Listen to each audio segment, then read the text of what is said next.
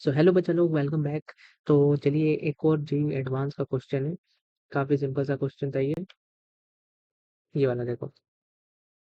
Question है, consider the following compounds in the liquid form, but I let me tell you this is basically not the question of physics, it is the question of chemistry.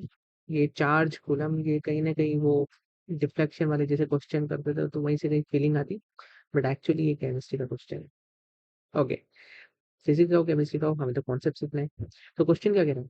Question कह रहा है, consider the following compounds in the liquid form. आपको liquid form में consider करना है, ठीक है। अच्छा, लिक्विड फॉर्म में कंसीडर करना है। मैंने चार्ज फॉर्म, बेसिकली ये सारे कंपाउंड्स हैं। अब ये बेसिकली आपका एक ट्यूब है, वहां से आपने ऑक्सीजन, HF H2, ये सारे अलग अलग तरीके के मॉलिक्यूल है लिक्विड फॉर्म में, राइट। आपने क्या किया, हमको रिलीज किया। आपने एक कॉम्ब कंघी रखी है, कंघी जो है वो चार्ज है, ठीक है। उस पर ऑलरेडी कुछ चार्ज है। आपने उसको या तो रबिंग से या किसी भी करके इस पे चार्ज लाया है। Okay, okay. तो इस पे चार्ज है, बेसिकली चार्ज्ड फॉर्म है, ओके। तो क्वेश्चन यही पूछा गया है कि इनमें से कितने कंपाउंड रिफ्लेक्शन करेंगे। नाउ इसको देख के क्या याद आता है, मतलब क्या करना चाहिए इस क्वेश्चन में। सिंपल क्वेश्चन है, काफी ज्यादा ही सिंपल है। अगर डिफ्लेक्शन चाहते हो, मतलब बेसिकली जैसे अगर हम बोलते हैं कि कोई भी चार्ज की वजह से कोई पार्टिकल डिफ्लेक्ट होना चाहिए, कोई चीज या कोई कंपाउंड, कंपाउंड नहीं, तो पार्टिकल डिफ्लेक्ट होना चाहिए। तो वो डिफ्लेक्शन के लिए क्या होना चाहिए, मतलब वो भी पार्टिकल कंडक्टर होना चाहिए, इस तरीके का पार्टिकल होना चाहिए, कोई चार्ज्ड पार्टिकल या कंडक्टिंग पार्टिकल होना चाहिए। इन शॉर्ट, वो पार्टिकल पोलर होना चाहिए, वो मॉलिक्यूल जो होना चाहिए वो पोलर होना चाहिए। तो यहाँ पर क्वेश्चन यही कह रहा है कि अगर आप डिफ्लेक्शन चाहते हो तो आपको बताना है। इन शॉर्ट, वो क्वेश्चन में क्या पूछा है, क्वेश्चन में यही पूछा है कि डिफ्लेक्शन का मतलब है कि कितने पार्टिकल्स यहाँ पर मोलर है, नॉट पार्टिकल्स, कितने कंपाउंड इनमें से मोलर, बेसिकली पोलर है। मोलर के दिया मैंने, सॉरी। पोलर कंपाउंड्स है, पोलर मॉलिक्यूल्स का मतलब होता है जिसका dipole moment. Question mean to say कि you need to find the compound जिसका डाइपोल मोमेंट क्या हो, zero. There is no dipole moment. They what I'm saying, man, there is there is basically a dipole moment. Mu zero नहीं होना चाहिए, mu non zero होना चाहिए for polar molecules. अगर molecule को पोलर होना है तो उसके लिए जो डाइपोल मोमेंट है वो जीरो होना चाहिए, करेक्ट है। तो बस इनका चेक करते हैं। सबसे पहले स्टार्ट करते हैं कंपाउंड से। तो let me basically right all those compounds first of all. हाँ, तो चलिए इन सभी को मैंने लिख लिया है, करते हैं स्टार्ट। यहाँ पर ध्यान से देखो। सबसे पहले बात करते हैं ऑक्सीजन की। वैसे इनको ड्रॉ करने की जरूरत नहीं है, बट जैसे हमें पता ही है ना कि O2 मॉलिक्यूल है, ये पोलर मॉलिक्यूल है या नॉन पोलर है। लेट मी टेल यू, दोनों की इलेक्ट्रोनेगेटिविटी सेम है, mu is zero, right. If you talk about HF, you know HF का जो स्ट्रक्चर होता है वो जिगजैग स्ट्रक्चर होता है। हाइड्रोजन बॉन्डिंग यहाँ पर बेसिकली फ्लोरीन और हाइड्रोजन दूसरे फ्लोरीन से भी जुड़ा हुआ है, यानी कि स्ट्रक्चर कुछ ऐसा होता है, H, फिर F, फिर यहाँ से कुछ इस तरीके से हाइड्रोजन बॉन्डिंग होती है, फिर यहाँ से कुछ इस तरीके से फ्लोरीन होता है, तो इस तरीके से फिर वो H होता है। तो यहाँ से कुछ इस तरीके से ये चलता रहता है, करेक्ट। तो clearly you can see from here, from this compound, कि यहाँ डायपोल मोमेंट तो जीरो नहीं होने वाला है। तो इन शॉर्ट इस कंपाउंड का, ओ सॉरी, इन शॉर्ट इस कंपाउंड का डायपोल मोमेंट तो नॉन जीरो हो गया। तो इसको हटाओ कंपाउंड को, हमें तो देखना है डायपोल मोमेंट क्या है इसका, नॉन जीरो है। तो म्यू इज नॉन जीरो, तो ये हमारी लिस्ट में आएगा HF। ओके, नेक्स्ट कंपाउंड कौन सा है, वाटर। अब वाटर के बारे में तो क्या ही बोले, सबको इसका स्ट्रक्चर बताइए। ये आपके दो नॉन पेयर हो गए, ये हाइड्रोजन है, ये हाइड्रोजन है। आपको बताइए ये डायपोल मोमेंट इधर है, ये इधर है, लोन पेयर की वजह से ऊपर है। तो दिक्कत की बात तो है नहीं कि म्यू नॉन जीरो, करेक्ट। अच्छा, तो एक तो ये वाला मॉलिक्यूल जो है वो पोलर है, ये वाला नहीं है, ये वाला भी पोलर। सिमिलरली अमोनिया, अमोनिया भी पता ही है, ये हाइड्रोजन, ये हाइड्रोजन, ये हाइड्रोजन, है ना। ये नाइट्रोजन की वजह से जो डायपोल मोमेंट है वो इस डायरेक्शन में, और लोन पेयर की वजह से ऊपर वाली डायरेक्शन में, करेक्ट। ओके, नो डाउट इस डायरेक्शन में ये है। तो यहाँ पर अमोनिया के पास भी है। H2O2 पे आते हैं। उससे पहले CCl4, CCl4 दिख ही रहा है, सिमेट्रिक स्ट्रक्चर है, तो no dipole moment due to this. Similarly यहाँ पर जो C6H5 है, इसमें एक ही क्लोरीन है, उसकी वजह से डाइपोल हो गया। यहाँ पर तो डाइपोल हो ही नहीं सकता, ठीक है, डाइपोल मोमेंट नहीं होगा यहाँ पर। CHCl3, wait, CHCl3, right.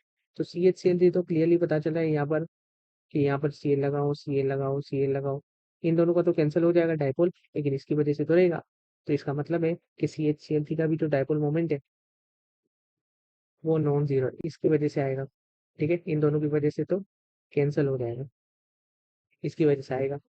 Now let me talk about this H2O2। Many people think and many have made the mistake कि भैया OH2 कुछ इस तरीके से बनता है, राइट? हमने पढ़ा है ना कि इस तरीके से बनता है। तो ऑक्सीजन की वजह से डायपोल मोमेंट इधर है, इधर ऑक्सीजन की वजह से इधर है।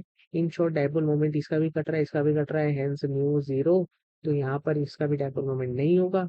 तो यहाँ पर 1 2 3 4 5, इसका जो आंसर आ जाएगा वो 5 आ जाएगा।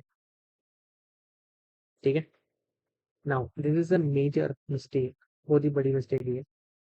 5 इसका आंसर नहीं है। यहाँ पर ये जो स्ट्रक्चर बनाया है ना, ये स्ट्रक्चर 2D में बना है। ये स्ट्रक्चर जो है वो 2D में बनाया गया स्ट्रक्चर है। इसलिए 2D के हिसाब से क्या लग रहा है कि जो स्ट्रक्चर है वो सिमेट्रिकल है, हेंस वहां पर ट्रांस जैसा कुछ सिस्टम है और वहां पर डायपोल मोमेंट जीरो है।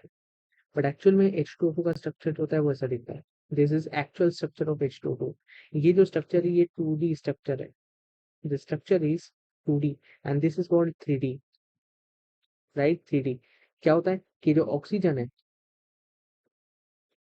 इससे एक बॉन्ड आगे की तरफ, यानी कि एक बॉन्ड जो है वो हमारी तरफ आ रहा है, एक जो है वो उसके बेसिकली वेज पे पड़ा होता है, और एक जो है वो उसके डैश पे पड़ा होता है, यानी कि एक बॉन्ड हमसे पीछे जाता हुआ एक पीछे आगे आता हुआ दिख रहा है। Which type of structure? Actually this is book shaped structure. ये जो स्ट्रक्चर है वो बुक शेप्ड स्ट्रक्चर है, किताब जैसा स्ट्रक्चर है, जिसमें आपने किताब को कुछ इस तरीके से ओपन किया है। Now look at this one. ये किताब है, इस किताब में एक हाइड्रोजन पीछे वाले पन्ने के सहारे इंक्लाइंड है ना, और ये वाला इस पन्ने के साथ बेसिकली अकॉर्डिंग लगा हुआ है। यानी कि ये वाला जो हाइड्रोजन बॉन्ड है ये पीछे जा रहा है, ये वाला बेसिकली जो है वो आगे आ रहा है। क्लियर है? तो पीछे जा रहा है और एक आगे आ रहा है, यानी कि डायपोल मोमेंट जीरो हो ही नहीं सकता। ये स्ट्रक्चर एक दूसरे को कभी फेस ही नहीं कर रहे हैं, इधर का और इधर का एक दूसरे को फेस नहीं कर रहा है। इसका मतलब है कि डायपोल मोमेंट इस केस और इस केस में होगा, है ना? जो डायपोल मोमेंट है इस केस में इधर होगा, इस केस में इस डायरेक्शन में होगा। ठीक है, तो ये बेसिकली डायपोल मोमेंट कुछ इस तरीके से लगे होंगे। Now look at it very carefully. Question में आपसे क्या बोला गया था? Liquid form, right? Liquid form. तो लिक्विड फॉर्म में स्ट्रक्चर, लिक्विड या वेपर फेज बोल लो, लिक्विड फॉर्म बोल लो, गैसियस फॉर्म बोल लो, उसमें जो स्ट्रक्चर होता है, ये स्ट्रक्चर में मेन जो चीज याद रखनी है वो याद रखनी है कि गैस फेज में जो ऑक्सीजन और हाइड्रोजन दोनों के बीच का बॉन्ड है, ये OH और O, इन दोनों के बीच का जो बॉन्ड का एंगल है दैट इज 94.8 डिग्री, है ना? और बॉन्ड की तो जो लेंथ है OH की वो देखो कितनी। सॉलिड फेज में यही स्ट्रक्चर जो होता है, OH जो बॉन्ड लेंथ है वो बढ़ जाती है, और ये एंगल जो होता है इनफैक्ट वो भी 101.9 डिग्री हो जाता है। ठीक है, अच्छा, नीचे वाला OH है, इसका जो बॉन्ड बेसिकली जो लेंथ है, बॉन्ड लेंथ वो 1.7 से 1.46 हो गई, तो there is not huge amount of difference. ये तो ऑलमोस्ट सेम बोल सकते हैं, बट ये वाली और ये वाली लेंथ में डिफरेंस आ जाता है और इस एंगल में भी आ जाता है। और ये जो बुक की फोल्डिंग है ना, ये फोल्डिंग देखो 115 से 90.2 भी हो जाती है सॉलिड फेज में, यानी कि जो स्ट्रक्चर है वो ऑलमोस्ट 90 डिग्री हो जाता है। अगर तुम इसको ध्यान से देखो, अगर तुम स्ट्रक्चर को जो सॉलिड फेज वाला अरे पेन आ जाए यार। हाँ, तो स्ट्रक्चर को अगर तुम यहाँ से देखते हो, इसको तुम यहाँ से देखोगे ना, तो ये तुम्हें कुछ ऐसा दिखेगा। ये किताब है, ये एंगल है, ये angle almost 9, this not complete 90, this is 90.2 degree in solid phase, right? और एक जो हाइड्रोजन बॉन्ड है और हाइड्रोजन, जैसे यहाँ पर अगर ये बुक है तो इसी बुक के इस तरीके से ये है, तो यहाँ पर एक ऑक्सीजन का बेसिकली एटम है, दूसरा ऑक्सीजन का एटम है, इसके प्लेन के इंटरसेक्शन वाली जो पासिंग थ्रू लाइन है उस पे है।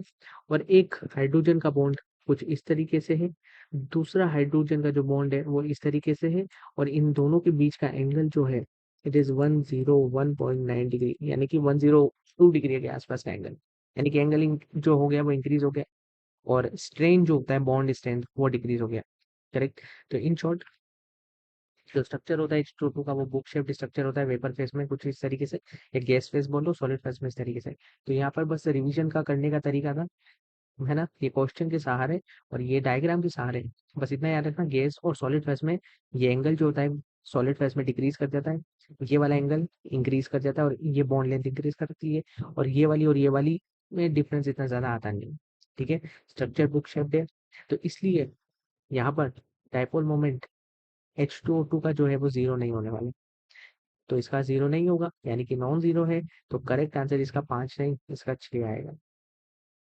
So that is for all, है ना, that is for all. And this question is basically यही डिफ्लेक्शन के सहारे वो पूछना चाहता है, पोलर मॉलिक्यूल बता दो, डायपोल मोमेंट नॉन जीरो है। ठीक है, चलो मिलते हैं अगले वीडियो में। क्वेश्चन सिंपल सा क्वेश्चन था, लेकिन क्वेश्चन में एक बेसिकली जो दिक्कत थी वो H2O2 वाली थी। अगर स्टूडेंट्स H2O2 को उस तरीके से एनालाइज नहीं करते तो शायद उसका आंसर 5 लिखाते। एंड चांसेस है कि मेजरली स्टूडेंट जो होते हैं वहाँ गलती करते हैं, मेजर डी गलती करते हैं। ठीक है, चलो that's it for all, bye bye guys, take care, see you soon.